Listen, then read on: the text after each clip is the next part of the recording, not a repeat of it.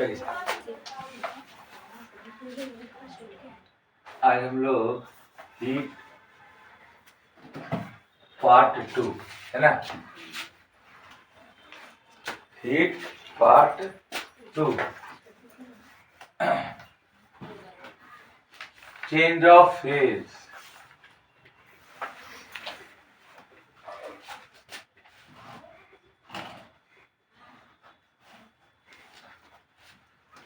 ठीक है, तो हम लोग 10 क्लास का आईसीएसई बोर्ड का हीट पढ़ चुके थे, पहला हीट पढ़ चुके हैं। अब हीट में जो सेकंड में आता है वो है लेटेंट हीट और change of state. Latent heat और चेंज ऑफ स्टेट। दरवाजा इधर का बंद कर दो ना।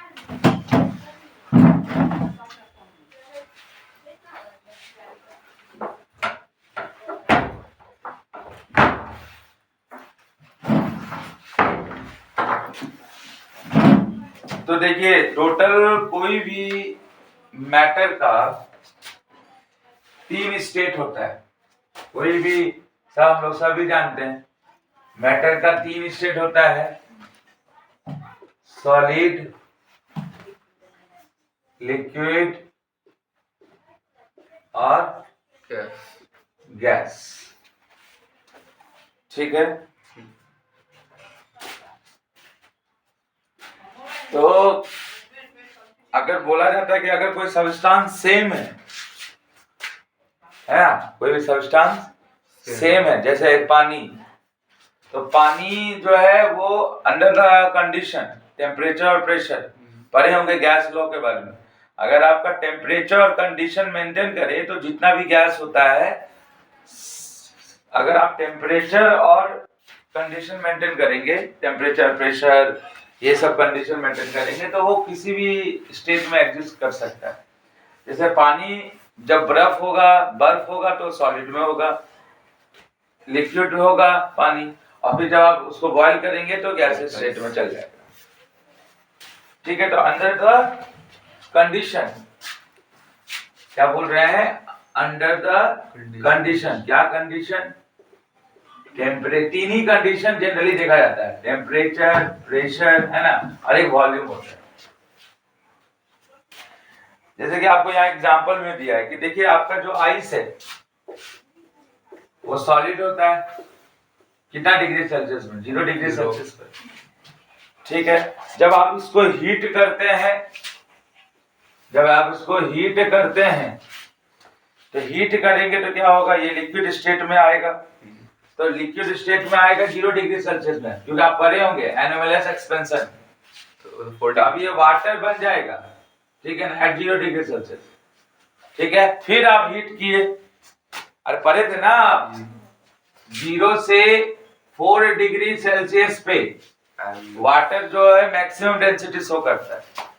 तो मैक्सिमम डेंसिटी शो करता है मतलब density equal to mass by volume, यानी वॉल्यूम घट रहा है तभी डेंसिटी ज्यादा शो कर रहा है। तो भैया हीट करने से तो वॉल्यूम एक्सपेंशन होता है, हीट होने से क्या होता है, वॉल्यूम बढ़ता है।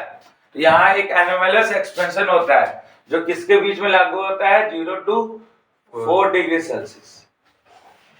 ठीक है, आप 0 से 4 डिग्री सेल्सियस की तरफ जब जाते हैं तो भैया क्या होता है, आपका वॉल्यूम घटता है। होना क्या चाहिए, हीट देने से क्या होता है, कोई भी चीज एक्सपेंड होता है।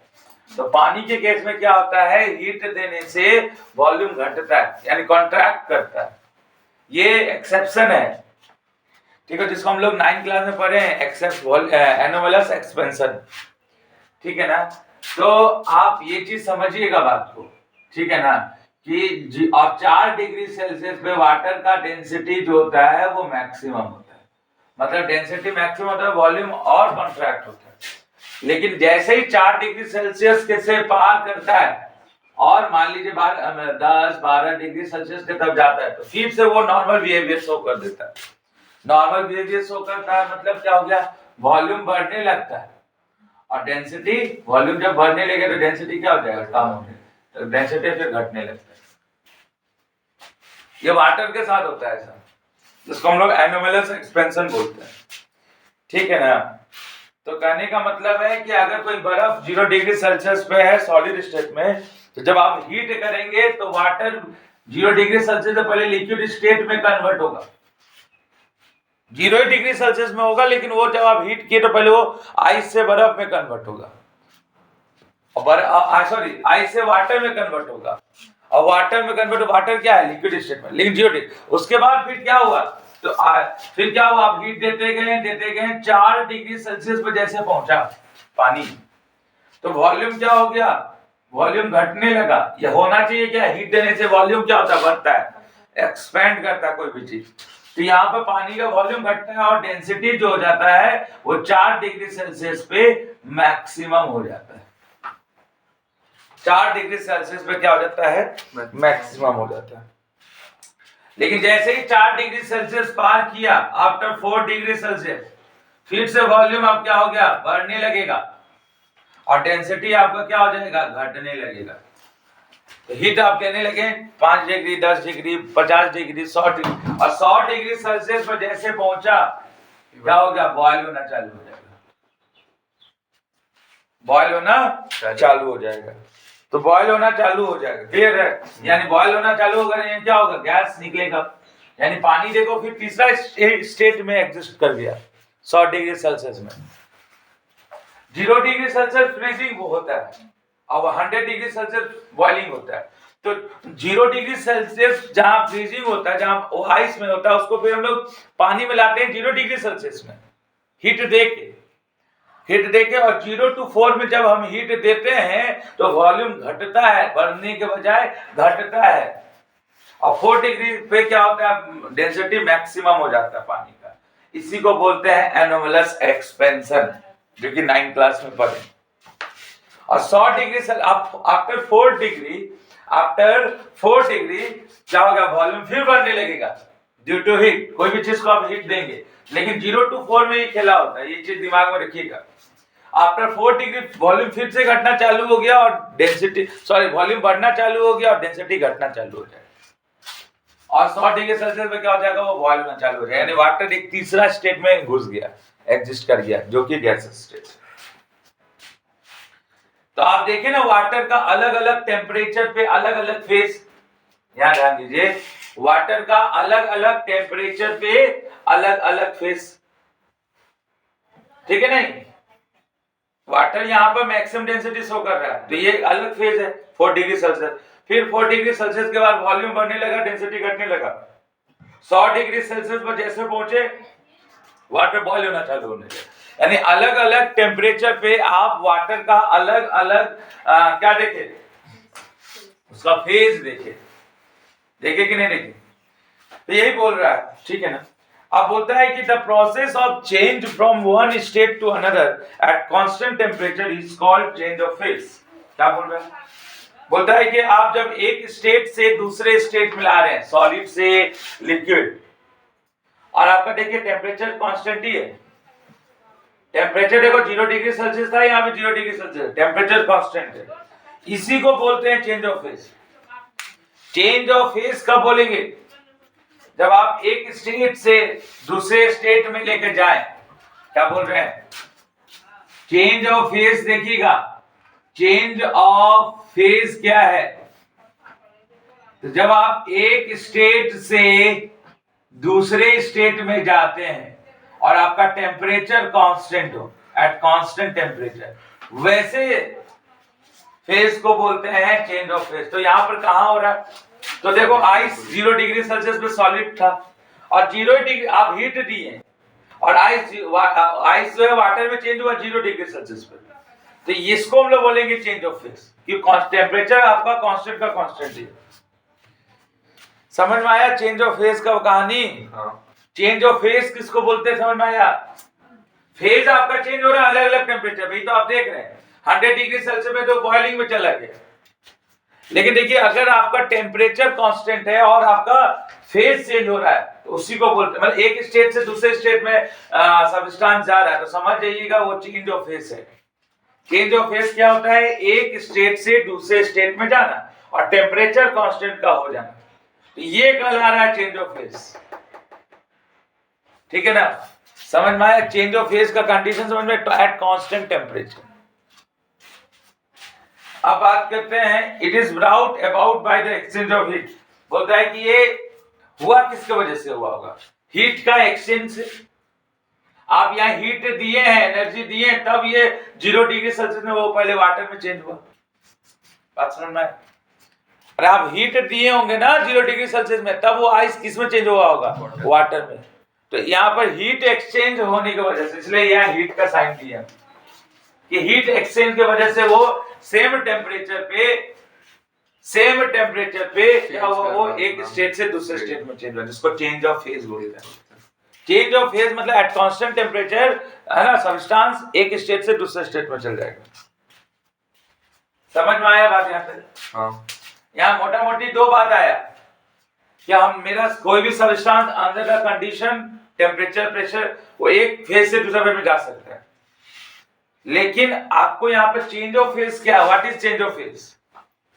तो चेंज ऑफ फेज के लिए हम बोल रहे हैं कि भैया तुम्हारा टेम्परेचर कांस्टेंट होना चाहिए और सब्सटेंस एक स्टेट से दूसरे स्टेट में क्या हो, चेंज हो जाए। वैसे प्रोसेस को बोलते हैं चेंज ऑफ फेज। तो जब वाटर आपका आइस जब 0 डिग्री सेल्सियस में सॉलिड था और उसको हम हीट दिए, तो पहले वाटर में चेंज हुआ और टेम्परेचर क्या है? 0 डिग्री सेल्सियस। तो ऐसे स्टेट में यहाँ पे स्टेट चेंज हुआ, सॉलिड सब लिक्विड में जा रहे और टेम्परेचर देखिए 0 डिग्री सेल्सियस। ऐसे को क्या बोलते हैं? Change of phase. क्लियर हुआ? हाँ। फिर आप टेम्परेचर बढ़ा रहे हैं बॉइलिंग में आ रहे हैं, तो वो फेज चेंज हुआ, चेंज ऑफ फेज नहीं हुआ क्योंकि टेम्परेचर अलग हो गया। ठीक है, तो ये जो चेंज ऑफ फेज हुआ है ये किसके बदौलत हुआ है? आप हीट दिए, हीट का एक्सचेंज हुआ। ठीक है, इसको मिटा रहे।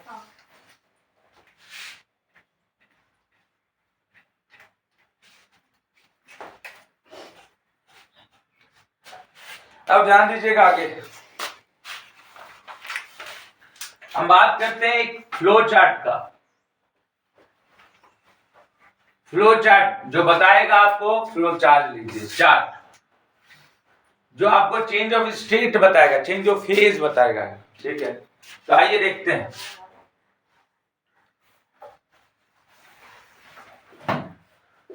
सॉलिड कोई भी सब्सटेंस 3 ही फेज में जा सकता है, लिक्विड और फिर यहां लिखते हैं गैस। गैस 3 ही स्टेट में एग्जिस्ट होगा। अब देखिए, सॉलिड को जब आप लिक्विड में चेंज करेंगे, ध्यान दीजिएगा, तो क्या करेंगे? आप हीट एक्सचेंज करेंगे। क्यों? क्योंकि ये बर्फ, पानी जो है, जो बर्फ है वो पिघल जाए, तो पिघलना को इंग्लिश में क्या बोलते हैं? मेल्टिंग। तो उस स्टेट को क्या बोलेंगे? उस प्रोसेस को क्या बोलेंगे? उस फेनोमेना को क्या बोलेंगे? मेल्टिंग, जो सॉलिड को लिक्विड में चेंज करते हैं। अब ठीक इसका उल्टा, लिक्विड को सॉलिड में चेंज करना, एक पानी को आप बर्फ बनाना चाहते हैं, तो क्या करेंगे? उस प्रोसेस का नाम क्या होगा? फ्रीजिंग। क्योंकि आप उसको फ्रीज में रखेंगे तब वो बर्फ होगा, तो freezing, that phenomena is called freezing. अब यहां ध्यान दीजिएगा, लिक्विड को गैस में चेंज करना, तो क्या करेंगे? और टेम्परेचर देंगे, हीट देंगे, हीट का और हीट देंगे। हीट जब आप सप्लाई करेंगे तो क्या हो जाएगा? वो गैस में चेंज हो जाएगा, यानी इसको हम लोग क्या बोलते हैं? बॉइलिंग। ठीक है, बॉइलिंग भी बोलते, वेपराइजेशन। क्या बोलते हैं इस प्रोसेस को? वेपराइजेशन, वेपर बनना, वही बॉइलिंग। ठीक है, जिसमें गैस को। लेकिन अगर हम बात करें कि गैस से लिक्विड में जाने वाला प्रोसेस को क्या बोलते हैं? गैस से लिक्विड में जाना। तो गैस, जब आप लिक्विड को हीट दिए, वेपर बना, तो उसको या बॉइलिंग बोलेंगे, जिसको जिस 100 डिग्री सेल्सियस पे वाटर बॉयल होना चालू होता है। आप सुनते होंगे जब भी दूध या पानी गर्म होता है एक आवाज आता है। जैसे ही आपका पानी 100 डिग्री सेल्सियस टेम्परेचर ले लिया, तो जितना temperature directly proportional to kinetic energy, उतना एनर्जी ले लिया वो। अब उतना एनर्जी लेते एक आवाज आता है कन करके। ये कन करके आवाज से समझ जाइए कि वो 100 डिग्री सेल्सियस स्टार्ट कर लिया और वो वहां से बॉयल होना चालू हो जाएगा। ठीक है ना? तो बॉयल होना चालू हो गया, बॉयल होना चालू हो गया, गैस निकलना चालू हो गया, यानी वो वेपर बनना चालू हो गया, इसलिए दैट प्रोसेस कॉल्ड वेपराइजेशन। लेकिन आप जब आप ही देखते होंगे दूध गर्म हो गया और अगर ढक्कन बंद करके रख दिए, दूध ठंडा हो गया आपका, ठीक है ना, तो ऊपर पानी जम जाता है, कूलिंग। यानी यानी दो चीज समझ में आया मेरे को कि जब आप हीट देंगे तो वॉल्यूम बढ़ेगा और वो एक्सपैंड करेगा, और एक्सपैंड में क्या होता है? Heating, right. दूसरा चीज, जब आप ठंडा करेंगे तो आपका वॉल्यूम घटेगा, वो क्या हो जाएगा? कॉन्ट्रैक्ट। तो कॉन्ट्रैक्ट में क्या होता है? कूलिंग। ये बात जरूर ध्यान में रखिएगा। तो कूलिंग हुआ क्योंकि वो कॉन्ट्रैक्ट हुआ, वॉल्यूम घटा, ठीक है। वॉल्यूम घटा मतलब जब आप हीट दे रहे होंगे तो दूध क्या हो रहा होगा?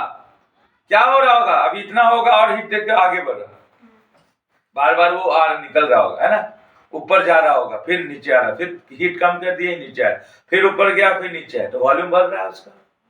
तो हीट देने से मतलब वॉल्यूम बढ़ रहा है।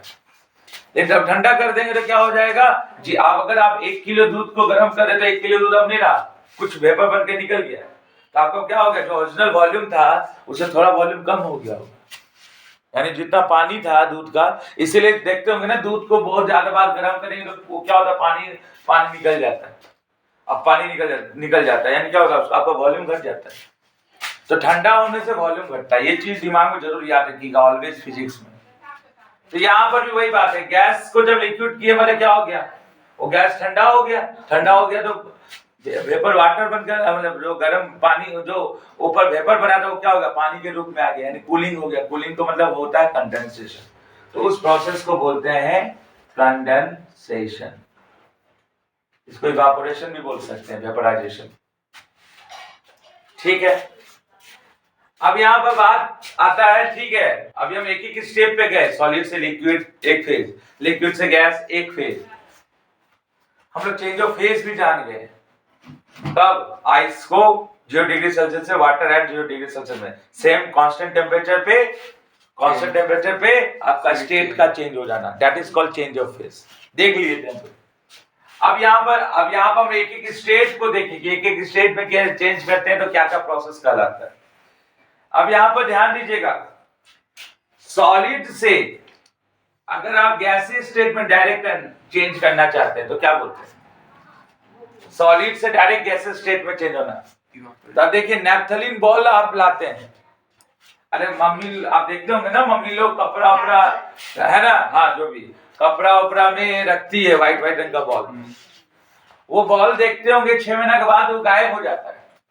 तो गायब हो जाता मतलब आप तो जब लाए थे सॉलिड था, वो गायब हो गया मतलब किसमें चेंज हो गया? गैसियस स्टेट में। तो उस प्रोसेस को बोलते हैं सब्लिमेशन। सब्लिमेशन क्या प्रोसेस होता है?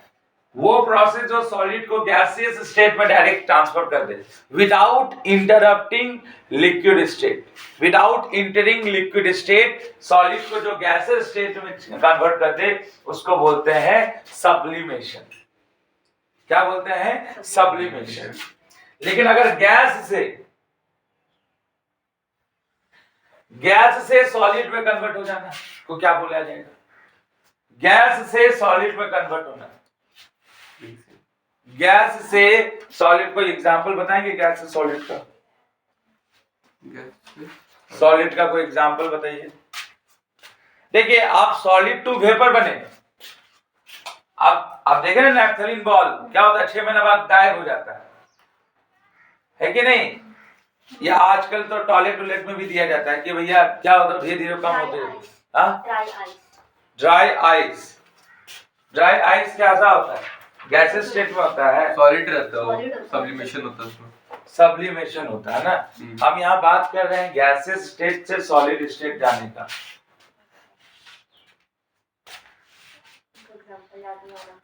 सोचेंगे तो समझ में आएगा। गैसियस स्टेट से सॉलिड स्टेट में जाना। अच्छा, पहले प्रोसेस का नाम बोलता है, उसका नाम है, चूंकि सॉलिड की तरफ जा रहे हैं तो सॉलिडिफिकेशन। अब आप ही लोग बताइए, खाली मोबाइल यूज खाली इसके लिए नहीं किया जाता है कि हम अपना इंस्टाग्राम देखें। अरे आप नॉलेज नहीं है, नॉलेज एक्वायर करिए। क्या है सॉलिडिफिकेशन का एग्जांपल? बोलिए जल्दी जल्दी।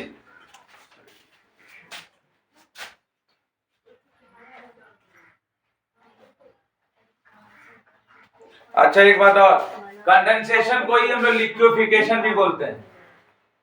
कंडेंसेशन को ही लिक्विफिकेशन भी बोलते हैं, ये भी बात याद रखिएगा। मतलब जो गैस को लिक्विड में चेंज करे, जो गैस को लिक्विड में चेंज करे उसको कंडेंसेशन भी बोलते हैं और लिक्विफिकेशन भी बोलते हैं, ठीक है।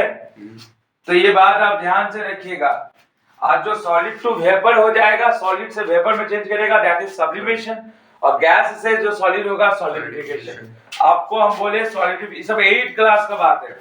सॉलिडिफिकेशन का एग्जांपल बताइए, बोलिए। नहीं मिला अभी तक? Formation of snow. और कोई दूसरा देखो नहीं, और दूसरा कोई? ये बहुत जरूरी है, याद रखना कम से कम। ये तो नैप्थलीन बॉल बता दिए। Cotton candy? नहीं सर, जब ना कैंपर को जलाते हैं ना, कपूर को, तो वो जो एक ब्लैक कलर निकलता है ना, उसको क्या बोलते हैं? उससे काजल भी बनता है, लेकिन उनको नहीं पता वो क्या होता है। हमें एग्जांपल उसको फिर वो जमा करके सॉलिड में ठीक। तो एक एग्जांपल आप ही बताए हैं, क्या? Formation of snow. तो ये याद रखिए, है ना, ऐसे क्वेश्चन का एग्जांपल पूछा जाता है। जहां आप सोचना बंद करेंगे वहां आपका ये होगा, क्वेश्चन पूछा जाएगा। चलिए ठीक है, एक एग्जांपल बहुत काफी था। इसका नैप्थलीन बॉल वाला समझ गया, ठीक है। चलिए, तो ये प्रोसेस आपको याद होना चाहिए। अच्छा, एक बात और, कंडेंसेशन को क्या बोलते हैं? लिक्विफिकेशन, है ना। तो वो चीज भी आपको याद होना चाहिए, ठीक है। अगला बात करते हैं मेल्टिंग और फ्रीजिंग का। ये हम लोग पढ़ चुके हैं 8 क्लास 9 में, इसीलिए आपको बस समझाया जा रहा है, बस दिमाग में रखने के लिए। अब इसका यूज होगा लेटेंट हीट में, इसीलिए समझाया जा रहा है, ठीक है। सारा होल प्रोसेस समझ में आ गया, सिस्टम समझ में आ गया। देखिए, मेन हार्ट जो होता है ना, वो होता है हीट कैपेसिटी। तो उसके लिए तो हम आपको अच्छा सा वीडियो बनाई दिए। अब ये सब किताबी भाषा है, बस समझना है और रटना भी नहीं है, समझ लेने का कि क्या होता है, ठीक है। इसलिए मैं एक एग्जांपल आपको आपके सामने आपको बोलेंगे, खुद खोजिए आप, ताकि आपको पता चलेगा तो याद रहेगा ज्यादा दिन तक। अब अगला जो टॉपिक है वो है मेल्टिंग एंड फ्रीजिंग। नाम में ही काम है, नाम में ही काम है। What is melting? अभी हम लोग देखे ना, जो सॉलिड को लिक्विड स्टेट में क्या करे? चेंज करे। तो भैया कैसे चेंज करेगा? हीट लेगा कि देगा? सॉलिड है, बर्फ है, हीट लेगा कि देगा? लेगा मतलब क्या हो गया? Absorption of heat. Absorption of heat absorb करेगा हीट सिस्टम, ठीक है ना। तो ये हीट ये एब्जॉर्ब करेगा। अच्छा, जब ये हीट एब्जॉर्ब कर रहा होगा तो जिस समय में वो सॉलिड था, मान लीजिए आपका एक रूम टेम्परेचर, किधर हम बर्फ लाए, हम एक रूम टेम्परेचर पे बर्फ को बाहर लाए और उसको हीट किए, ठीक है। तो रूम टेम्परेचर पे ही वो क्या हो रहा है? वाटर में कन्वर्ट हो रहा है। तो टेम्परेचर दोनों का, तो जब फ्रीज हो रहा था उसमें दोनों में कांस्टेंट टेम्परेचर रहा कि नहीं रहा? टेम्परेचर रहा कि नहीं रहा? ठीक है ना। तो मतलब कहने का मतलब है, ऐसे आपको समझना है कि सॉलिड से जो लिक्विड फेज में जाए तो हीट लेकर जाएगा। बर्फ से पानी बनेगा कैसे? हीट लेकर जाएगा। अब हीट दिए और यहाँ पर टेम्परेचर क्या रहा? दोनों के लिए कांस्टेंट रहा टेम्परेचर। तो उसको हम लोग बोलते हैं मेल्टिंग, क्योंकि वो पिघल गया, हीट दिए। अच्छा, लेकिन अगर टेम्परेचर कांस्टेंट ही है और आप उसको लिक्विड से, अगर आप सॉलिड में बदलना चाहते हैं तो क्या हो जाएगा? तो यहाँ पर हीट एब्जॉर्ब होगा कि हीट रिलीज होगा? हीट क्या होगा? निकलेगा, रिलीज होगा ना। तो ये रिलीज ऑफ हीट, रिलीज, यहाँ पे हीट रिलीज होगा। लिक्विड से सॉलिड में जाते समय क्या होगा? हीट रिलीज होगा, हीट रिलीज होगा। कैसे पता चल रहा है सब कि हीट गेन हो रहा है? तो जनरली ये प्रैक्टिस है हम लोग का। तो इसको हम लोग क्या बोलते हैं? फ्रीजिंग। क्या बोलते हैं? फ्रीजिंग। क्या बोलते हैं? प्रोसेस को क्या बोलते हैं? फ्रीजिंग। और इसको क्या बोलते हैं? मेल्टिंग। अब यहाँ पर बात आया कि what is melting point and freezing point. Melting point and freezing point, जो तो जिस टेम्परेचर पे, ध्यान दीजिएगा, जिस टेम्परेचर पे, जिस कांस्टेंट टेम्परेचर पे सॉलिड से वो लिक्विड में चेंज हो जाए, उस टेम्परेचर को बोल रहे हैं मेल्टिंग पॉइंट। ठीक है, मेरा बात समझ में आया। और जिस टेम्परेचर पे, क्या बोल रहे हैं, जिस टेम्परेचर पे लिक्विड आपका सॉलिड स्टेट में कन्वर्ट हो रहा है, उस टेम्परेचर, वही कांस्टेंट टेम्परेचर को क्या बोलेंगे, फ्रीजिंग पॉइंट। तो पॉइंट बोलते समय टेम्परेचर आ जा रहा है।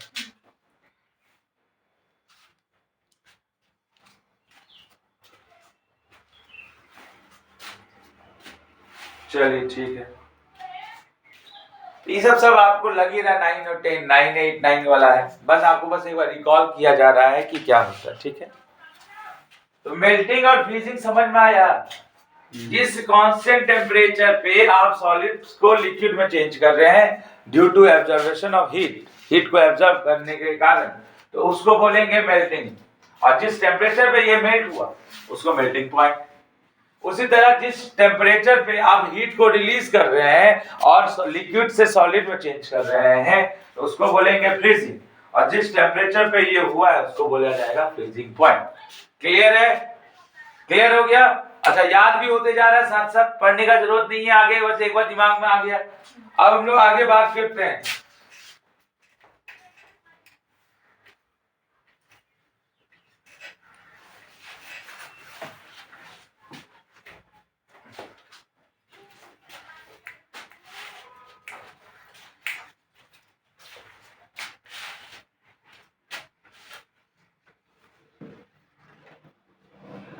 बोलता है कि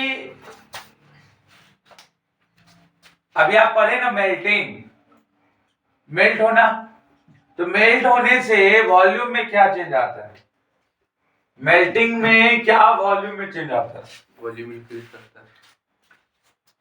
मेल्ट होने से वॉल्यूम में चेंज क्या होता है? तो चूंकि आप यहाँ दिमाग अभी लगा सकते हैं, नहीं जानते कुछ, लेकिन दिमाग लगा सकते हैं कि सर हम वॉल्यूम हीट दे रहे हैं, तब सॉलिड जो है एट कांस्टेंट टेम्परेचर पे वो लिक्विड में चेंज हो रहा है कि नहीं? अरे इस रूम में हम हीट दिए बर्फ को, वो पानी में चेंज हुआ, तो टेम्परेचर दोनों के लिए सेम था। तो कांस्टेंट टेम्परेचर पे सॉलिड को हम किस में कन्वर्ट कर रहे हैं? लिक्विड में एट कांस्टेंट टेम्परेचर पे, हीट दे के, हीट दे के।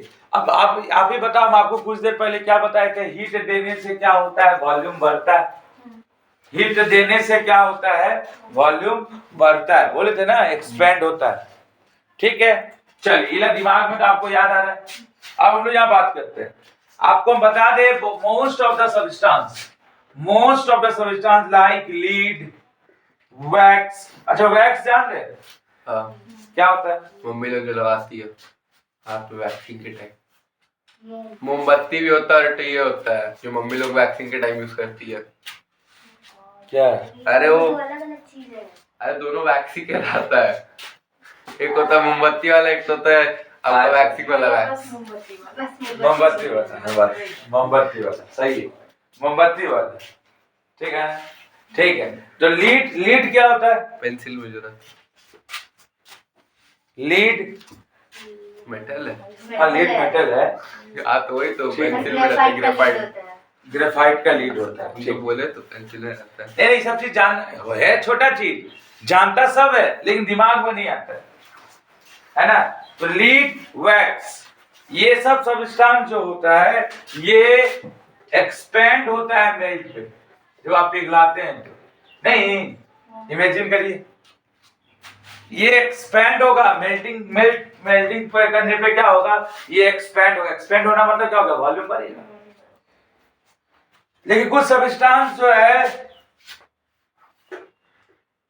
आइस,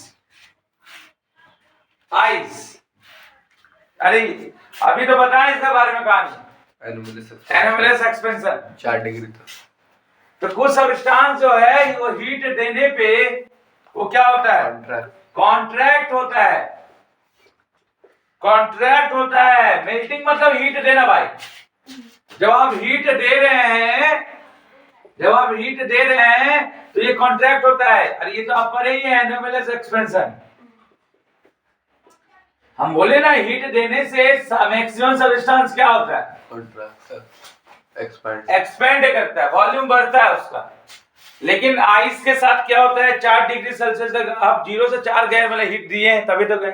टेम्परेचर बढ़ाना मतलब एनर्जी बढ़ाना, टेम्परेचर बढ़ाना मतलब एनर्जी बढ़ाना, वही एनर्जी को हीट एनर्जी में कन्वर्ट करेगा। तो इसका मतलब कुछ सब्सटेंस ऐसा है कि जिसको आप हीट देते हो तो कॉन्ट्रैक्ट करता है। कॉन्ट्रैक्ट करता है मतलब वॉल्यूम क्या होता है, कॉन्ट्रैक्ट मतलब वॉल्यूम घटना, और एक्सपेंड मतलब वॉल्यूम बढ़ना। ये तो हम पहले ही आपको थोड़ा सा ट्रिक दे चुके थे कि जब भी आप हीट देंगे वॉल्यूम बढ़ेगा, एक्सपेंड होगा, और उसको हीटिंग बोलते हैं। और जब भी आप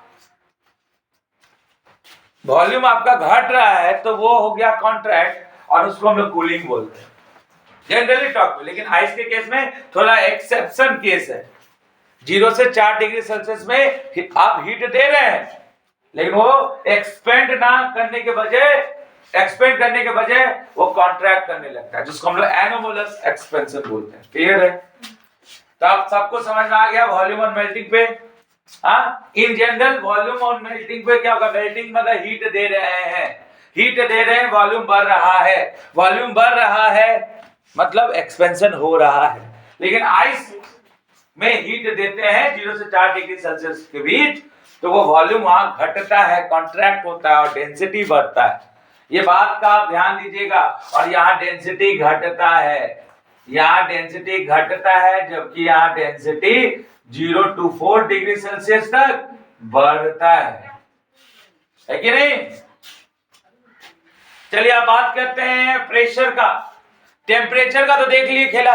एट कांस्टेंट टेम्परेचर पे हम लोग सॉलिड को लिक्विड में चेंज करेंगे तो उस प्रोसेस को बोलते हैं मेल्टिंग। और जिस टेम्परेचर पे सॉलिड लिक्विड में कन्वर्ट हो गया, जिस कांस्टेंट टेम्परेचर पे सॉलिड लिक्विड, जैसे 0 डिग्री पे आइस था और 0 डिग्री सेल्सियस में वाटर में कन्वर्ट हो गया, तो भैया आप हीट दिए तो उसको क्या बोलेंगे, 0 डिग्री सेल्सियस को क्या बोलेंगे, मेल्टिंग पॉइंट। ये मेल्टिंग पॉइंट है पानी का, ठीक है?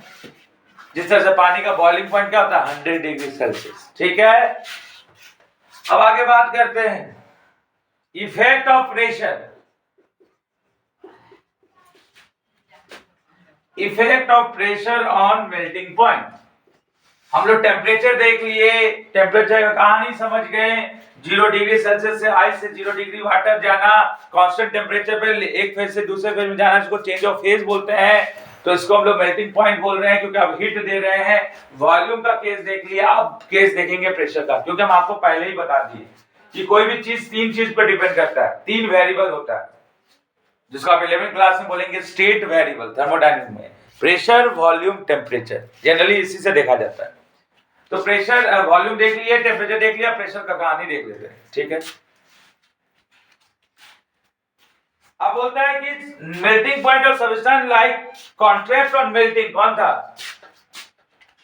अरे सब्सटेंस ऐसा जहां पे कॉन्ट्रैक्ट हो रहा है आइस, मेल्टिंग करने पे। आइस, और सब्सटेंस का नाम क्या है? लाइक आइस, बर्फ। ये क्या करता है, हीट देने से क्या हो रहा है, ये वॉल्यूम बढ़ने के बजाय इसका वॉल्यूम घटता है, इसलिए इसको कॉन्ट्रैक्ट बोले। कॉन्ट्रैक्ट मतलब समझ में आ रहा है ना, वॉल्यूम का डिक्रीज होना, वॉल्यूम का डिक्रीज होना, ठीक है? ये डिक्रीज हो रहा है, वॉल्यूम इसमें डिक्रीज हो रहा है। तो आप देखिए बॉयल्स लॉ पढ़े होंगे, बॉयल्स लॉ क्लास 9 में क्या था? देखिए इधर लिखने से जगह अच्छा है कि एक बार दिमाग में सेट कर लीजिए। Volume is inversely proportional to pressure at a constant temperature, पढ़े होंगे आप? तो जब आपका वॉल्यूम घट रहा है आइस के केस में, तो प्रेशर क्या हो जाएगा, बढ़ जाएगा कि नहीं बढ़ जाएगा? अरे बढ़ जाएगा, नहीं बढ़ेगा? बढ़ेगा ना, बढ़ेगा, ठीक है? टेम्परेचर तो कांस्टेंट ही रहेगा। तो यहाँ पर प्रेशर क्या बढ़ जाएगा, प्रेशर क्या हो जाएगा, प्रेशर यहाँ इंक्रीज करेगा। प्रेशर क्या करेगा, इंक्रीज करेगा। लेकिन वही दूसरी तरफ हमारे पास एक सब्सटेंस ऐसा भी है जो जनरल बिहेवियर कर रहा है, मतलब आम आदमी के जैसा बिहेव करता है, वैक्स, लीड, है ना, कि भैया हीट दे रहे हैं तो वॉल्यूम बढ़ रहा है, एक्सपेंड हो रहा है। ये हम आम आदमी की तरफ बिहेव नहीं किया, होना चाहिए था, किया नहीं। तो the substance such as wax, lead etcetera, ये सब एक्सपेंड होता है। आप लोगों को पता है एक्सपेंड मतलब वॉल्यूम का बढ़ना ऑन मेल्टिंग। तो वॉल्यूम बढ़ा इसमें, तो आप ही बताओ प्रेशर बढ़ेगा कि घटेगा? बढ़ेगा कि घटेगा? बोलिए। प्रेशर घटेगा क्योंकि वॉल्यूम घटेगा, घटना चाहिए अकॉर्डिंग टू बॉल्स लॉ। नहीं, अरे प्रेशर घटना चाहिए ना, यहाँ जैसे प्रेशर बढ़ा। अब थोड़ा दिमाग, अब हम आपको कुछ बताना चाहते हैं। यहां पर क्या होता है कि यहां पर आपका प्रेशर इंक्रीज होता है,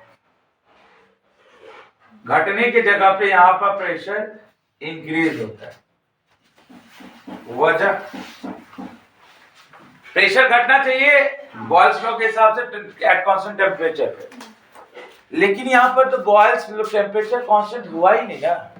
टेम्परेचर कैसे कांस्टेंट हुआ? आप हीट देते जा रहे थे। यहां पर क्या हो रहा था, यहां पर 0 to 4 डिग्री सेल्सियस पे आप गए आइस का केस में, तो 0 डिग्री सेल्सियस से 0 डिग्री सेल्सियस पे आप वाटर में चेंज किए तो टेम्परेचर कांस्टेंट रहा। अब वो टेम्परेचर पे आप थोड़ा सा और बढ़ाएं तो इस कारण से वॉल्यूम घटने लगा तो प्रेशर बढ़ने लगा। लेकिन यहाँ पर वैक्स, लीड, इस सब में आपका टेम्परेचर कांस्टेंट नहीं रहा, यहाँ टेम्परेचर कांस्टेंट नहीं रहा। तो यहाँ पर क्या हुआ? यहाँ पे प्रेशर, यहाँ क्या हुआ? क्योंकि हीट ज्यादा लगा तो प्रेशर इंक्रीज हो जाएगा। हीट ज्यादा हुआ तो प्रेशर इंक्रीज हो जाएगा। अच्छा, आप आइडियल गैस पढ़े हैं? PV equal to NRT, PV equal to NRT पढ़े? नहीं पढ़े आइडियल गैस? 9th क्लास में था गैस इक्वेशन। अभी हमको प्रेशर का कहानी बताना है। हाँ। तो N बटा V आर टी, N बटा V आर टी, N बटा V को मोलैरिटी बोलते हैं। जब आप 11 में जाएंगे तो यह भी आपको पता चल रहा होगा, कोई बताया होगा, तो मोलैरिटी बोला जाता है। Molarity, number of moles of solute are present in 1 litre of solution, it's called molarity. क्या बोलते हैं? Number of moles of solute are present in 1 litre of solution, it's called molarity.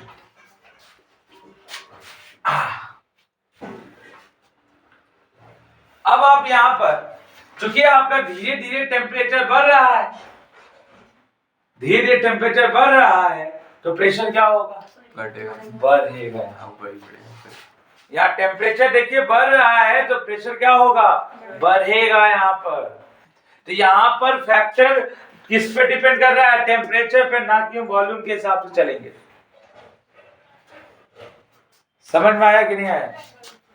तो यहाँ पर आपका प्रेशर बढ़ेगा क्योंकि आप टेम्परेचर क्या कर रहे हैं? बढ़ा रहे हैं, तब ना गैस एक्सपेंड हो रहा है। ज्यादा मात्रा में गैस क्या हो रहा है? एक्सपेंड कर रहा है। एक्सपेंड कर रहा है मतलब क्या हो गया?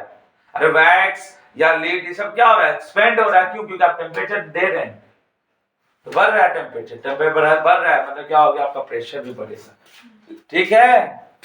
तो यहाँ बॉयल्स लोग तब लगाते हैं जब टेम्परेचर कांस्टेंट होता है। तो यहाँ पर आपका 0 degree Celsius ice, 0 degree Celsius ice से 0 डिग्री सेल्सियस वाटर जाते हैं, टेम्परेचर कांस्टेंट ही होता है।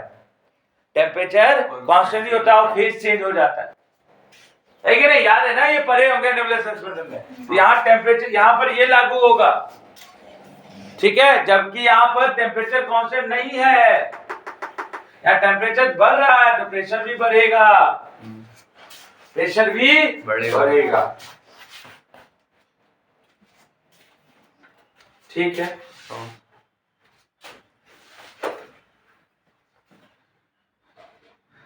अब बात करते हैं बॉइलिंग का, वेपराइजेशन जिसको आप लोग बोलते हैं।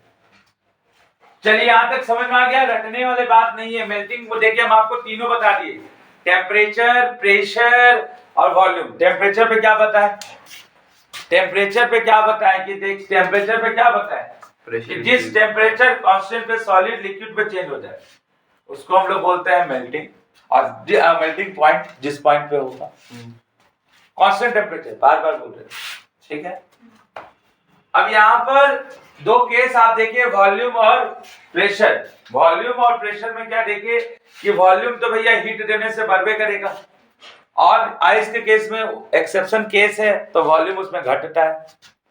वॉल्यूम घटता है तो कॉन्ट्रैक्ट बोलते हैं, वॉल्यूम बढ़ता है तो एक्सपेंड बोलते हैं। प्रेशर के केस में आप देखें कि भैया आपका आइस के केस में, चूंकि हम लोग पढ़े एनोमलस एक्सपेंशन में आपका टेम्परेचर कांस्टेंट ही रहता है, तो वहां पर हम लोग बॉयल्स लॉ से समझ गए कि भैया आप जब आपका वॉल्यूम घट रहा है तो प्रेशर क्या हो जाएगा, बढ़ जाएगा। लेकिन जब आप दूसरा केस देखें तो सब्सटेंस वैक्स लीड में आपका वॉल्यूम बढ़ रहा है, तो वॉल्यूम बढ़ रहा है मतलब क्या हो रहा है, गैस एक्सपेंड हो रहा है, आप कंटिन्यू क्या कर रहे हैं, हीट दे रहे हैं, तो हीट दे रहे हैं मतलब एनर्जी बढ़ रहा है, एनर्जी बढ़ रहा है मतलब वॉल्यूम बढ़ रहा है। अब वॉल्यूम बढ़ रहा है तो भैया क्या हो गया, टेम्परेचर आपका बढ़ रहा है, एनर्जी बढ़ रहा है, और टेम्परेचर बढ़ रहा है तो यानी प्रेशर आपका बढ़ जाएगा, यहाँ प्रेशर बढ़ेगा। क्लियर है?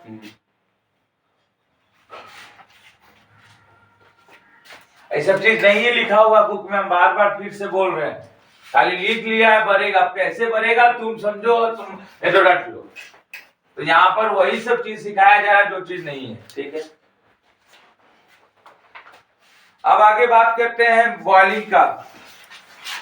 बॉइलिंग मतलब वेपराइजेशन, इसी को बॉइलिंग बोलते हैं।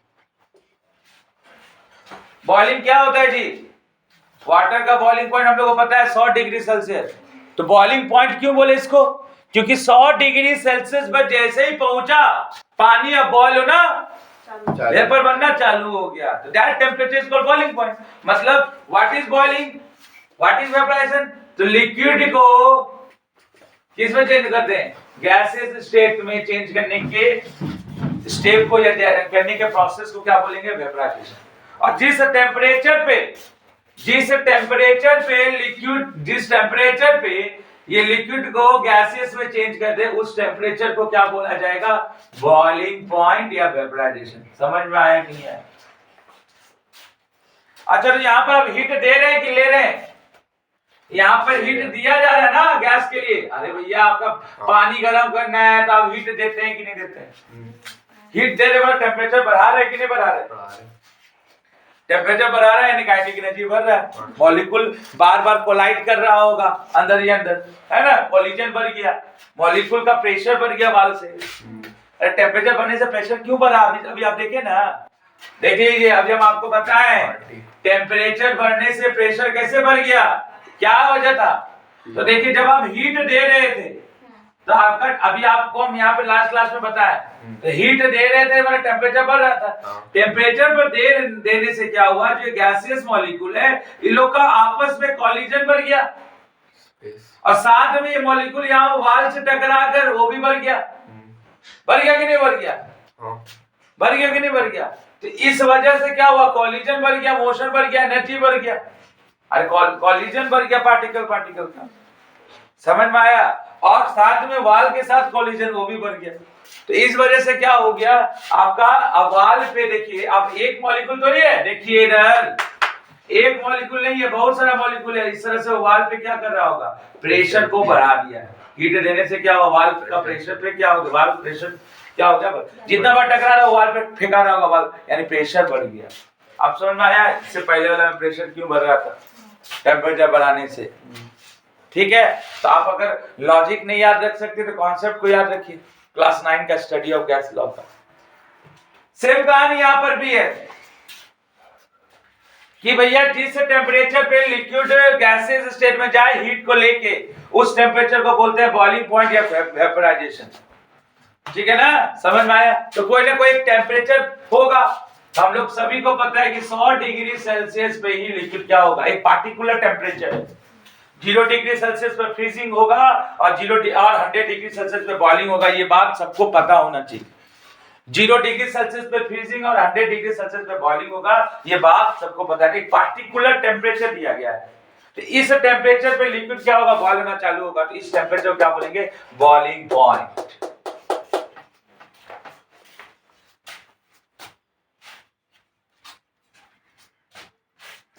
सिमिलरली क्या होगा, अगर आप गैस से लिक्विड में जा रहे हैं तो ठंडा करेंगे। अरे भैया वो पानी जो नीचे गिरेगा ठंडा होने के बाद में पानी आता है प्लेट पे, तो क्या करेंगे आप, यहाँ हीट एब्जॉर्ब होगा कि हीट रिलीज होगा, हीट रिलीज होगा। तो भात बनता है तो 1 घंटा के बाद जाते तब वहां पानी देखते हैं, हीट रिलीज हो गया, तो हीट रिलीज हो गया तो भैया वो क्या, वो गैस से किस में चेंज हो गया, लिक्विड स्टेट में। उस प्रोसेस को क्या बोलते हैं, कंडेंसेशन या लिक्विफिकेशन। अब ये जिस यहां पर भी कोई ना कोई पार्टिकुलर टेम्परेचर होगा, अरे एक पार्टिकुलर टेम्परेचर होगा कि नहीं होगा जी? होगा, ठीक है।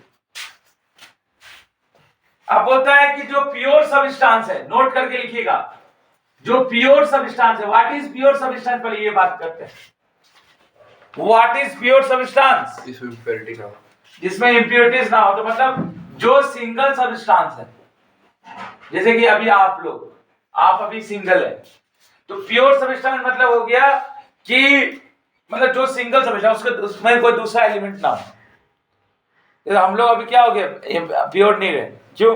क्योंकि दूसरा सब्सटेंस आ गया।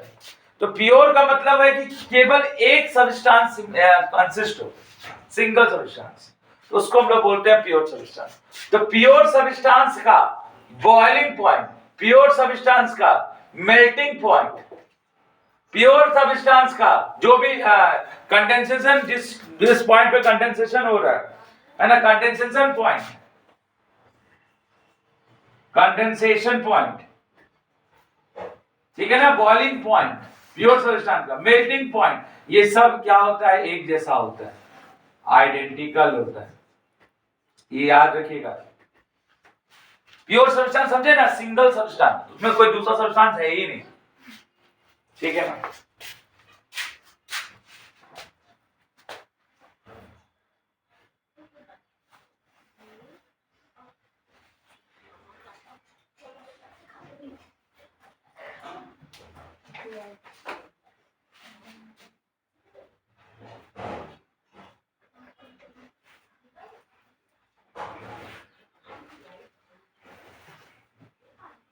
चलिए अब थोड़ा ग्राफ पे चर्चा किया जाए।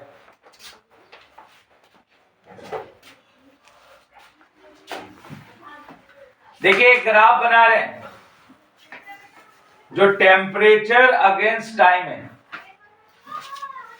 टेम्परेचर अगेंस्ट टाइम है। जैसे जैसे टाइम बढ़ रहा है वो इधर दिखाया जाएगा, और टेम्परेचर बढ़ रहा है वो ऊपर दिखाया जाएगा। ये जो ग्राफ है, इस ग्राफ को हम लोग बोलते हैं heating curve for ice initially at 0 degree Celsius. मतलब हीटिंग कर्व ग्राफ है आइस के लिए इनिशियली 0 डिग्री सेल्सियस पे। मेरा बात को ध्यान दीजिएगा, जैसे आपका हिसाब से, जैसे हम यहां बता दें 0, 30, 60, 90, 120, ऐसे से करके टाइम बढ़ रहा है। सेकेंड में टाइम दिया हुआ, ठीक है, टाइम आपका सेकेंड में, और टेम्परेचर 30 डिग्री का बात कर रहे हैं, रूम टेम्परेचर के आसपास।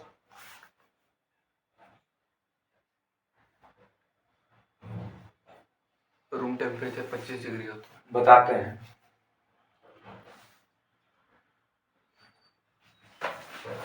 देखिएगा, बोलता है कि इस ग्राफ से देखिए आपको ये क्लियर हो जाएगा कि आइस का temperature remains constant equal to 0 degree Celsius. इस 0 डिग्री सेल्सियस पे, ये टेम्परेचर है, सेल्सियस में होगा, तो 0 डिग्री सेल्सियस पर देखिएगा ध्यान से, आइस का टेम्परेचर जो है वो 0 डिग्री सेल्सियस के बराबर है, ठीक है। अब देखिए टाइम बढ़ रहा है ना, टाइम आपका बढ़ रहा है, 120 सेकेंड हुआ, 120 सेकेंड बोले तो कितना, 2 मिनट, 2 मिनट। तो इस पार्ट को हम बोल दे रहे हैं ए, और इस पार्ट को बोल दे रहे हैं बी। अब आपको समझ में आएगा। बोला जा रहा है कि देखिए आपको ये ग्राफ से ये क्लियर है कि देखिए ए से बी तक आपका टेम्परेचर 0 डिग्री सेल्सियस है। मतलब क्या हो गया बॉस, मतलब क्या हो गया, ये 0 डिग्री सेल्सियस पहले आइस था, अब ये 0 डिग्री सेल्सियस क्या बन गया, इसी में वाटर बना। 0 डिग्री सेल्सियस आइस था शुरू में, और फिर 0 डिग्री सेल्सियस में क्या हुआ, वाटर बना। टेम्परेचर कांस्टेंट रहा कि नहीं रहा, इसी को मेल्टिंग बोलते हैं कि नहीं मेल्टिंग बोलते हैं, बताइए। हाँ, जिस टेम्परेचर में मेल्ट हुआ यानी क्या हो गया, 0 डिग्री। तो ये 0 डिग्री सेल्सियस यहां तक, ठीक है। अब देखिए क्या बोल रहा है, ए बी तक जाते जाते देखिए पूरा आइस पानी में 0 डिग्री सेल्सियस टेम्परेचर पे पूरा पानी में चेंज हो गया आइस, ठीक है। 0 डिग्री सेल्सियस पे थोड़ा देर, अरे देखिए सुनिए ना, सिंपल सी बात, आप बर्फ को बाहर लेकर आइए, कटोरा में रखिए, यही जो भी टेम्परेचर क्या हो रही है, जो पिघलेगा कि नहीं पिघलेगा, तो वही टेम्परेचर आपका थोड़ी बढ़ रहा है उसमें।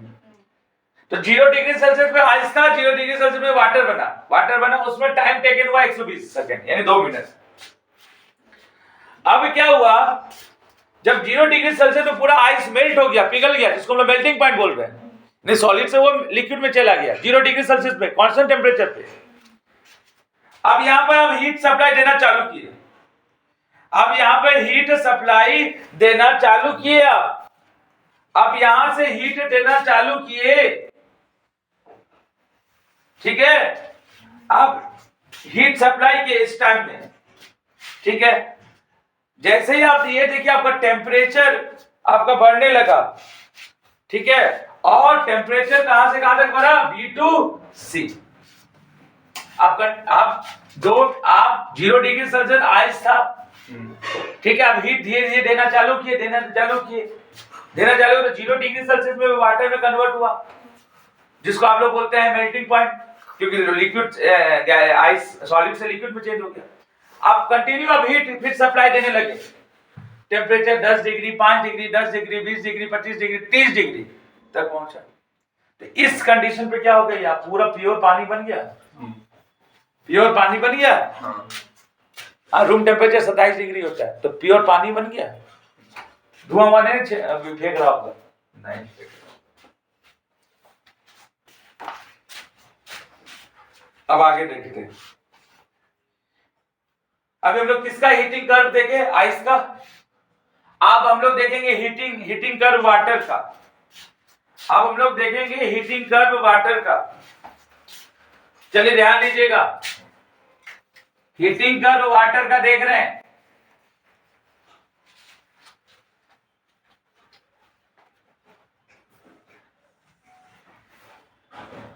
ये हीटिंग कर्व है वाटर का। अभी हम लोग आइस का देखें, हीटिंग कर्व आपका किसका है, वाटर का।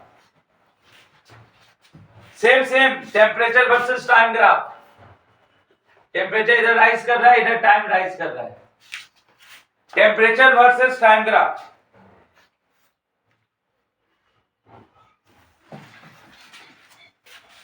ये 0 डिग्री, ये 20 डिग्री। इनिशियली रूम टेम्परेचर 20 से 30 के बीच में बोला जाता है। हम मान के चल रहे हैं कि इनिशियली पानी जो है यहां पर है 0 डिग्री 20 डिग्री सेल्सियस पे, जो कि रूम टेम्परेचर।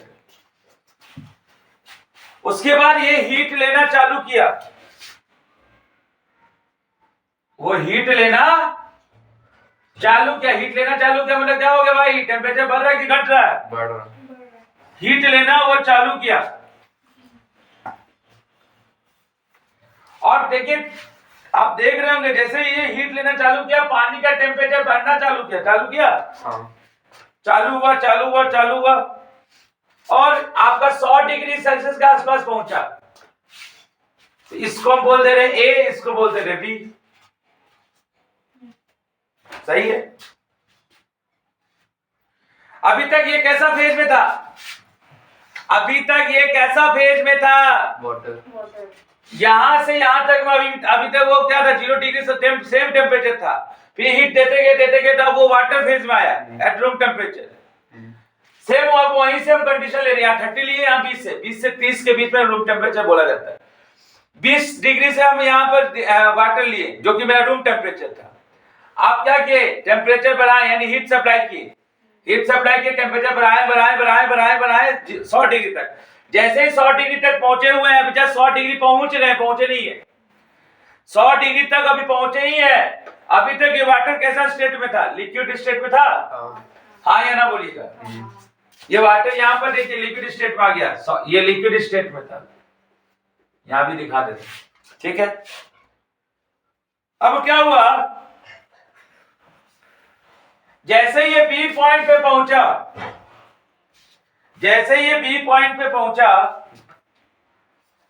यहां से बॉइलिंग होना चालू हो गया, सुनिएगा 100 डिग्री सेल्सियस में बॉइलिंग होता है ना, अभी लिखवाए बॉइलिंग चालू हो गया। अब बॉइलिंग चालू होगा मतलब क्या हो गया, आप टेम्परेचर फर्दर राइज ही नहीं हुआ, क्योंकि जितना चाहिए था लिक्विड को बॉयल होना उतना टेम्परेचर वो अटेंड कर चुका। उसके बाद ग्राफ देखिए कैसा हो गया, स्ट्रेट लाइन कांस्टेंट हो गया, मतलब टेम्परेचर अब राइज ही नहीं हुआ, 100 डिग्री रहा।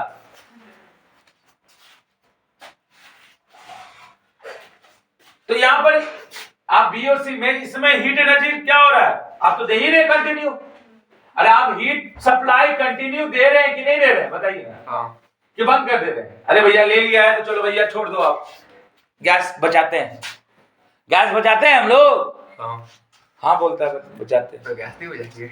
जैसे ही हीट ले लिया कंटिन्यू आप हीट दे ही रहे। अरे गैस बचा, गैस थोड़ी बंद कर देते हैं, गैस कम भी दे तो हीट तो दे ही रहे ना।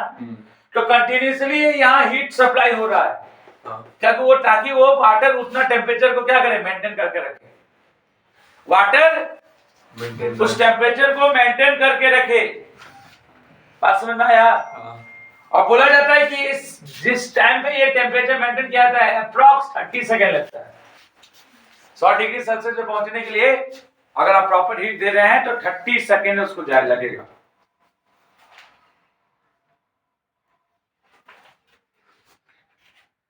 तो यहां पर आपका हीट एनर्जी कंटिन्यूसली एब्जॉर्ब हो रहा है, कंटिन्यूसली एब्जॉर्ब हो रहा है। अब क्या हो रहा है, वही हीट एनर्जी जो एब्जॉर्ब हो रहा है उसी से खाना पक रहा है आपका, उसी से दूध पक रहा है, उसी से पानी गर्म हो रहा है, कंटिन्यूसली जो हीट दे रहे हैं। जैसे हीट बंद कर देंगे फिर से टेम्परेचर क्या होगा, धीरे धीरे घटना चालू हो जाएगा। समझ में आया बात। तो कंडेंसेशन के रूप में आ जाएगा। अभी क्या रूप में आ गया, बॉइलिंग के रूप में आ गया, वेपराइजेशन लिक्विड को। समझ में आया बात। तो ये दो ग्राफ, हाँ इसमें तो बहुत इजी था। पहले ये 0 डिग्री सेल्सियस से 0 डिग्री वाटर बना है, कुछ समय लगा, ठीक है। आप हीट दे रहे, फिर हीट जैसे देने लगे क्या हुआ, कुछ समय के बाद वो क्या हो गया, कुछ समय के बाद क्या हो गया, हीट देते गया वो प्योर वाटर स्टेट में, लिक्विड स्टेट में चला गया। कहां तक, रूम टेम्परेचर तक। सेम जहां रूम टेम्परेचर जहां खत्म किया वहां से फिर से हीट यहाँ आप पानी लेने लगे।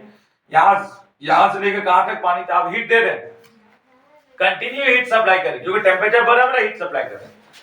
100 डिग्री के आसपास जैसे पहुंचा, 98 99 पहुंचा, ठीक है ना। जैसे ही 100 डिग्री सेल्सियस पहुंचा, आप जो हीट दे रहे हैं वो हीट अब क्या हो जाएगा, अब हीट आप बढ़ेगा नहीं, यहाँ से बॉयल होना चालू हो जाएगा। यानी आप जो हीट सप्लाई कर रहे हैं कंटिन्यू, वो यहाँ पे हीट जमा हो रहा है, एब्जॉर्ब हो रहा है, इसी से दूध पकेगा, खाना बनेगा। ये क्लियर है। यानी बोला जाए तो all liquid expand on boiling, बोल सकते हैं कि नहीं, बोल सकते हैं।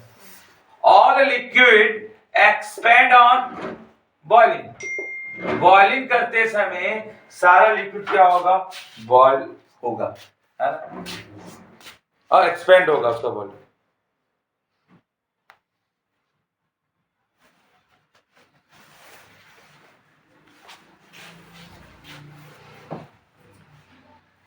तो कहने का मतलब क्या हो गया कि बॉइलिंग पॉइंट अगर आपका बढ़ेगा तो प्रेशर बढ़ेगा। क्यों बोलिए, अरे अभी तो कहानी बताएं, आप हीट दे रहे हैं, हीट दे रहे हैं तो अंदर में पार्टिकल सबका क्या हो गया, कॉलिजन बढ़ गया।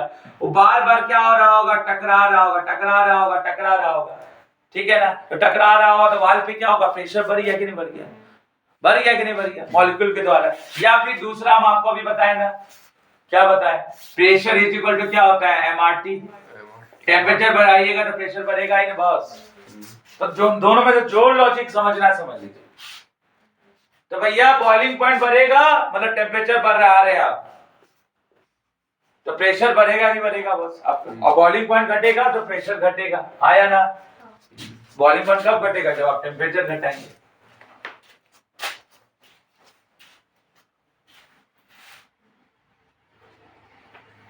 बोलता है प्योर वाटर, अभी बताया ना बॉइलिंग पॉइंट आइडेंटिकल होता है, सारा चीज आइडेंटिकल होता है। तो प्योर वाटर का बॉइलिंग पॉइंट क्या होता है, 100 डिग्री। प्योर वाटर का बॉइलिंग पॉइंट क्या होता है, boiling point of pure water at 1 atm, 1 atm कितना मरकरी के बराबर होता है? 760 mm ऑफ मरकरी। 1 atm इसके बराबर होता है। 1 atm 760 टॉर्क के बराबर भी होता है। Torque, this is the pressure unit. 1 atm एक pressure, atmospheric pressure. 1 atm 76 centimetre of mercury भी होता है। ये सब प्रेशर का। तो बोलता है जब आपका एटमॉस्फेरिक प्रेशर 1 atm है तो उस समय प्योर वाटर का बॉइलिंग पॉइंट कितना होगा? उस समय प्योर वाटर का बॉइलिंग पॉइंट कितना होगा? अरे बॉइलिंग पॉइंट 100 डिग्री सेल्सियस होगा। यानी 100 डिग्री सेल्सियस है तो मेरा प्रेशर कितना है? 1 atm। प्रेशर कितना है? 1 atm। ये याद रखिएगा।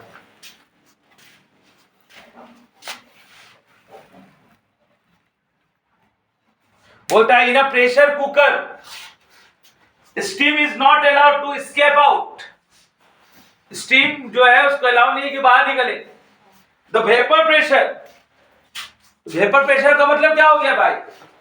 आपका बर्तन इस तरह से बंद है तो यहां पर देखिए वेपर निकल रहा है, तो ये यहां पर प्रेशर लगा रहा है कि नहीं लगा रहा है? अब वो निकलने का जगह नहीं तो क्या करेगा? वो प्रेशर मारेगा कि नहीं मारेगा? तो वही बोल रहा है कि vapour pressure on water inside the pressure cooker become nearly 1.7 times the atmospheric pressure. मतलब ये जो प्रेशर आप लगा रहे हैं इसको हम लोग बोलते हैं पी नॉट। 12th क्लास में पढ़ेंगे vapour pressure of pure solvent, P not. ये पी नॉट जो होता है वो 1.7 टाइम्स एटमॉस्फेरिक प्रेशर से ज्यादा होता है। ये 12th क्लास में एक सॉल्यूशन चैप्टर है, तो वहां पढ़ेंगे vapour pressure of pure solvent, that is P not.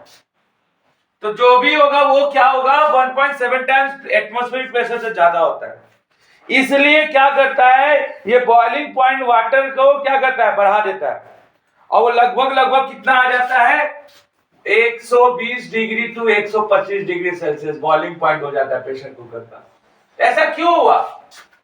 क्यों बढ़ गया 20 डिग्री?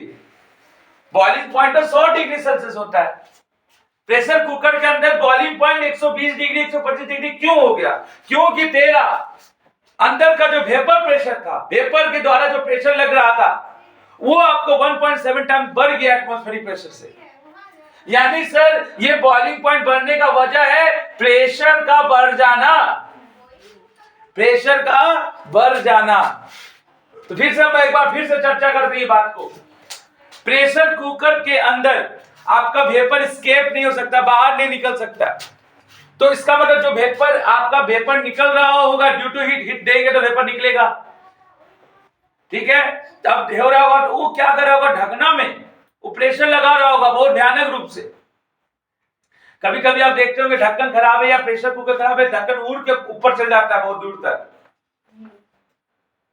समझ में आया बात? क्योंकि प्रेशर बढ़ गया जाता है। वेपर प्रेशर क्या होता है? 1.7 टाइम बढ़ जाता है। तो वेपर जो है ना वो प्रेशर लगाता है वाल पे ऊपर वाला।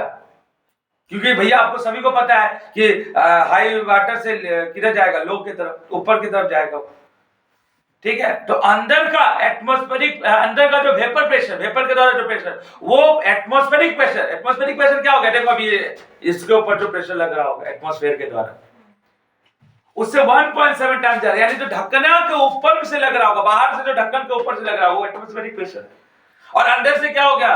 वेपर प्रेशर, वो 1.7 टाइम बढ़ जाता है, जिसकी वजह से अंदर का प्रेशर बढ़ जाता है, बॉइलिंग पॉइंट बढ़ जाता है।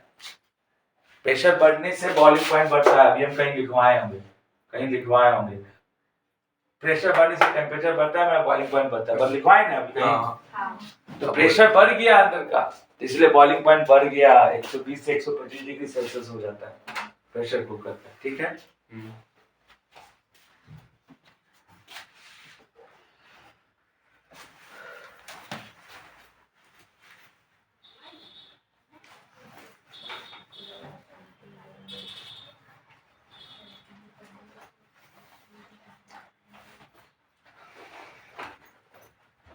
अब सुनिएगा मेरा बात को, 2-3 बात बहुत इंपॉर्टेंट बोले हम।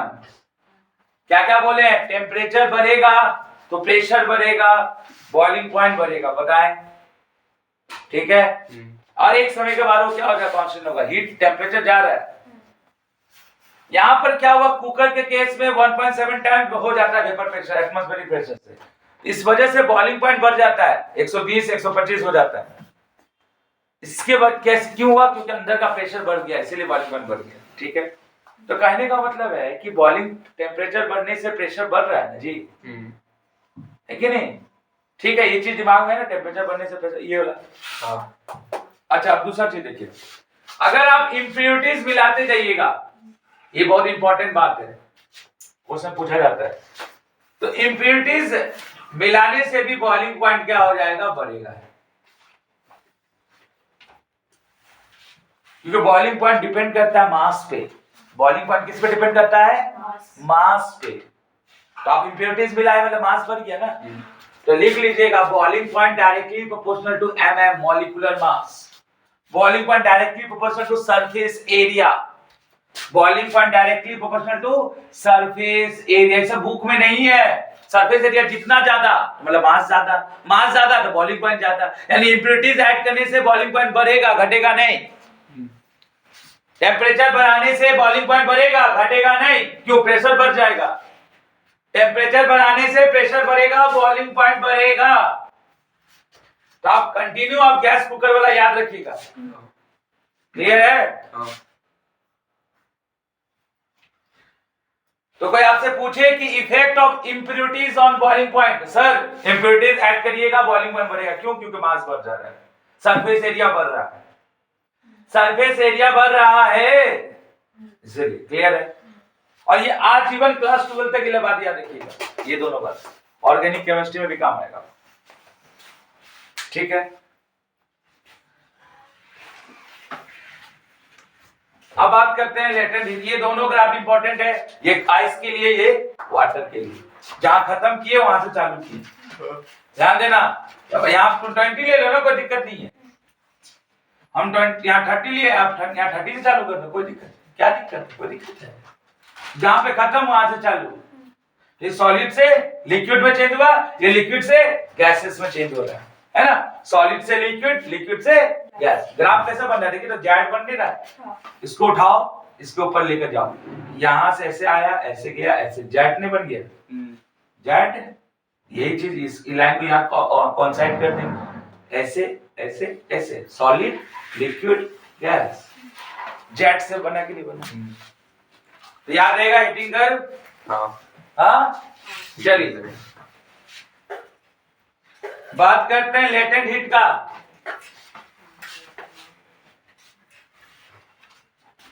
लेटेंट हीट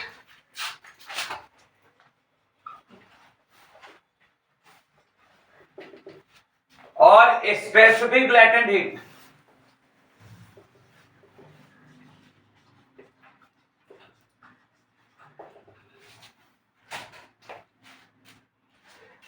जैसा कि आप पढ़ चुके हैं कि जब भी कोई फेज मतलब स्टेट, सॉलिड लिक्विड गैस, ध्यान दीजिएगा, यही आपका मेन टॉपिक है बोर्ड के हिसाब से। इतना पहले आप 8 क्लास में पढ़ चुके थे, उसको आपको रिवाइज करवाया गया इसके माध्यम से।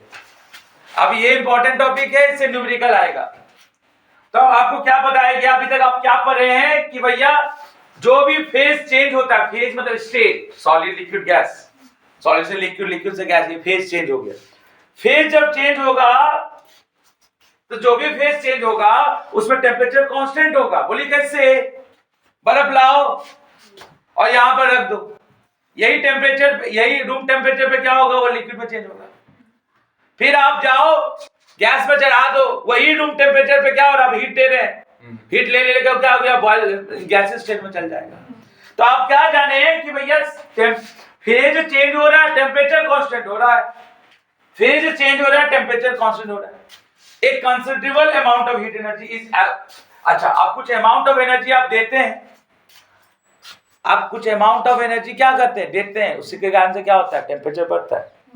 लेकिन आपका जनरली देखा जाए तो रूम टेम्परेचर पे कहां नहीं चल रहा है, आप दे रहे हैं, बाहर से सप्लाई कर रहे हैं, वो टेम्परेचर को बढ़ा रहा है। वो 0 डिग्री को 100 डिग्री पहुंचाया। आप जो सप्लाई दे रहे हैं एनर्जी, है ना, 100 डिग्री को 0 डिग्री कौन पहुंचाया, आप ठंडा कर रहे हैं। लेकिन हर जगह पे कंडीशन क्या हो रहा है, रूम टेम्परेचर।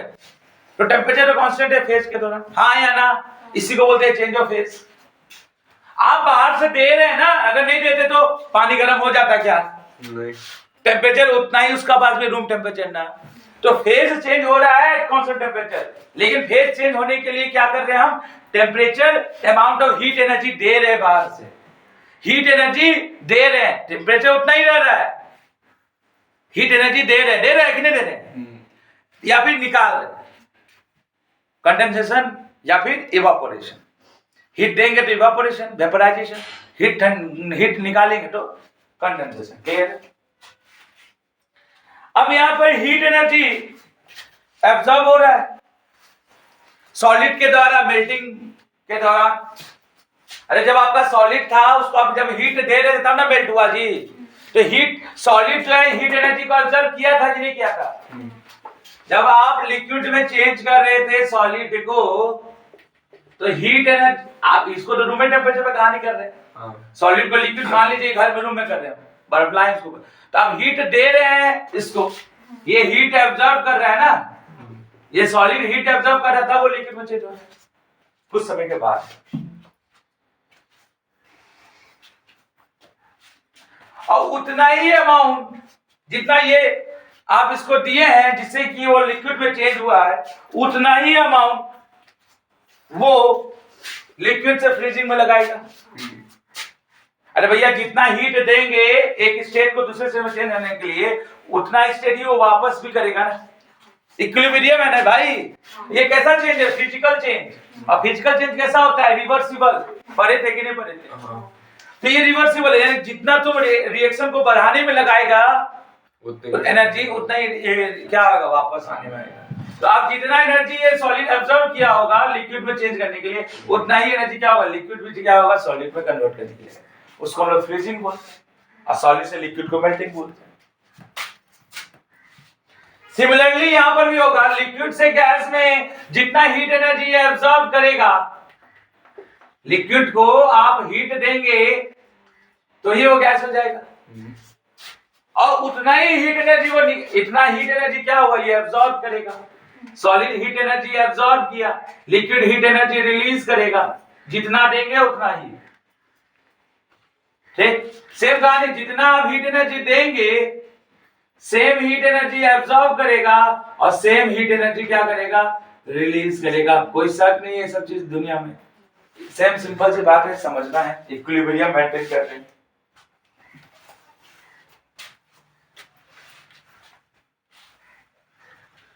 अब क्या बोलता है, व्हाट इज लेटेंट हीट?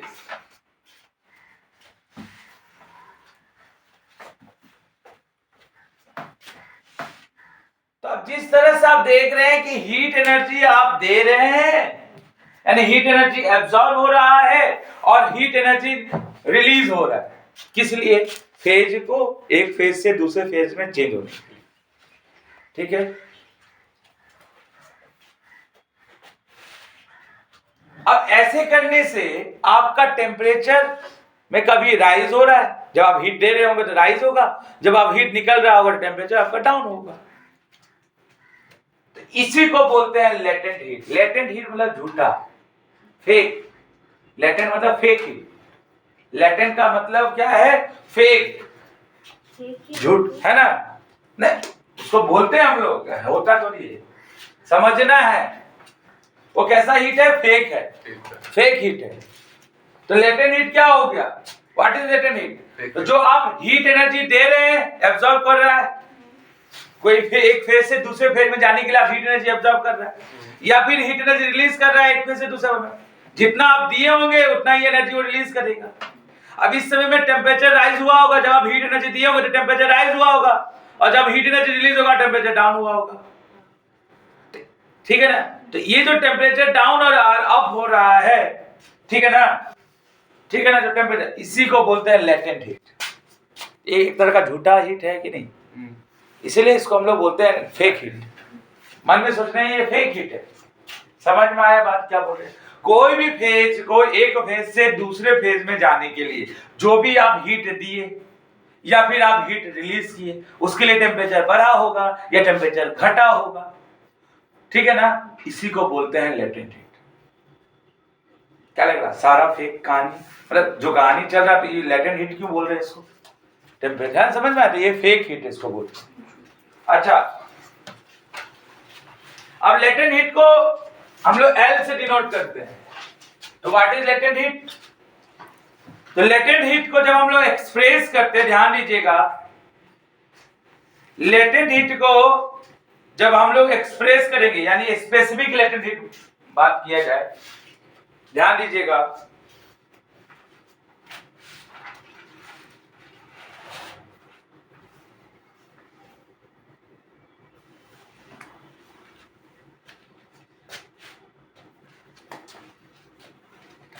तो लेटेंट हीट क्या है? एक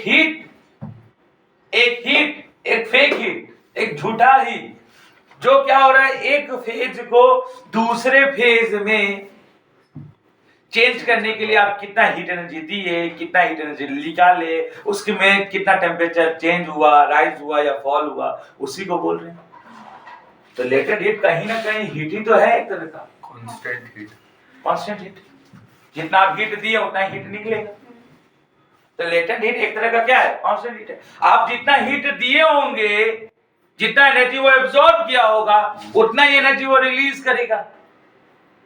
जब आप एब्जॉर्ब किया होगा, हीट बढ़ा, टेम्परेचर बढ़ा, according to kinetic theory of gas, तो क्या होगा, टेम्परेचर राइज किया होगा।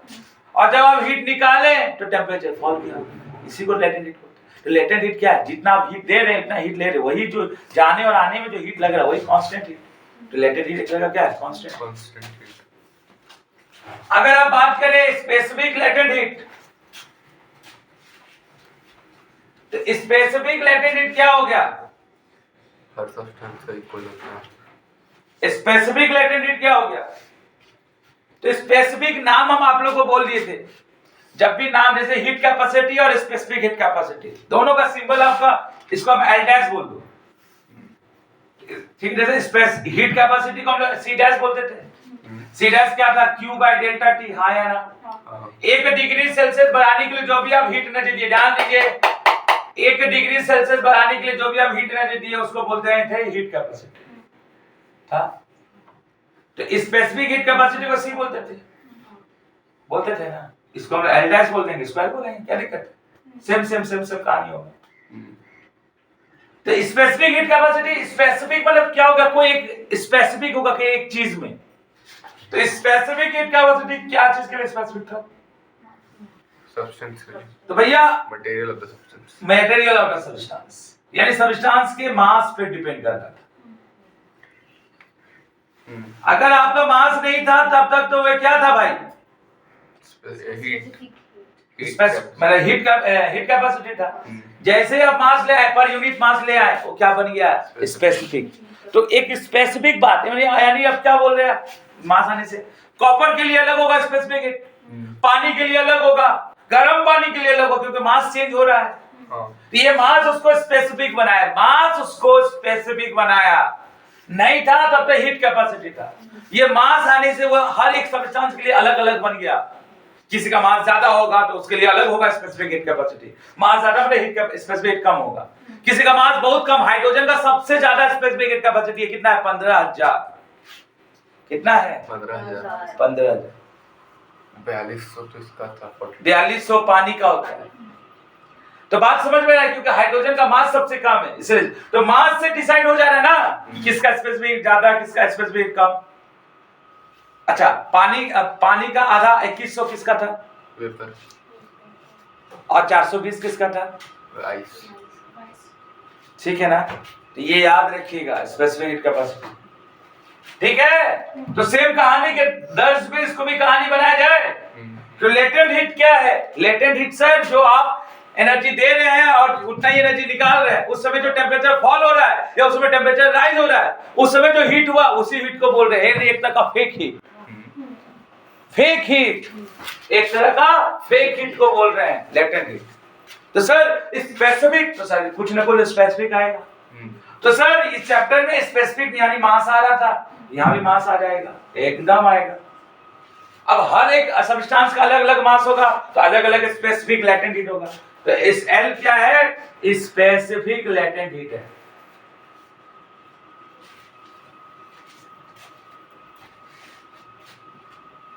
तो ये क्या है, व्हाट इज डिफिनेशन, ध्यान से देखिएगा,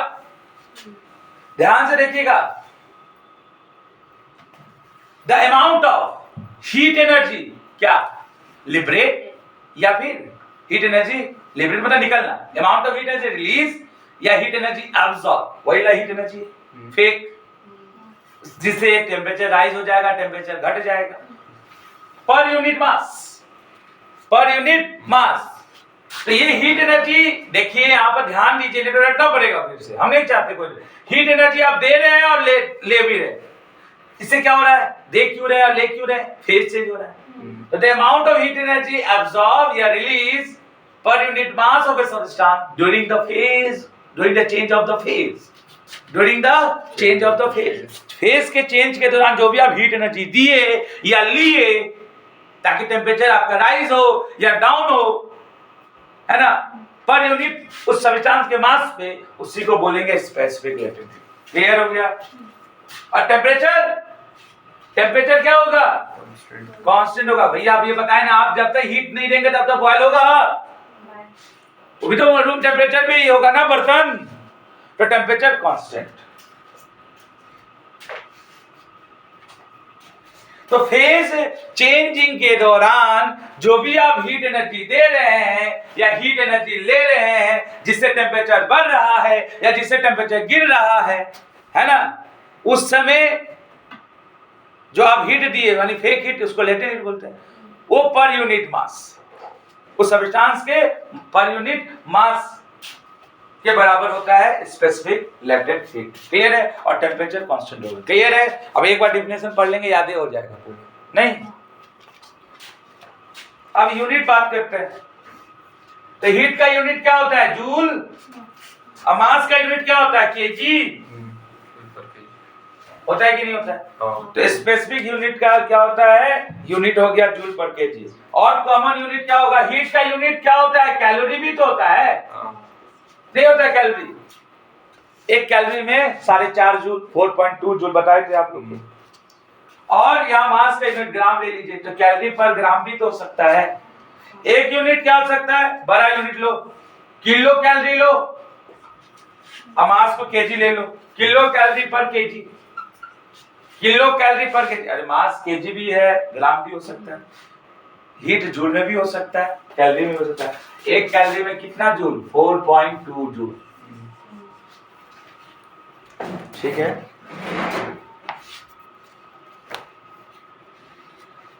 अब आपका फ्यूजन वाला पार्ट यानी लास्ट का एक पेज बच गया है, बता के आंसर क्वेश्चन डिस्कशन करेंगे। ठीक है, कल का क्लास में। ठीक है, थैंक यू। समझ में आ गया सबको, पूरा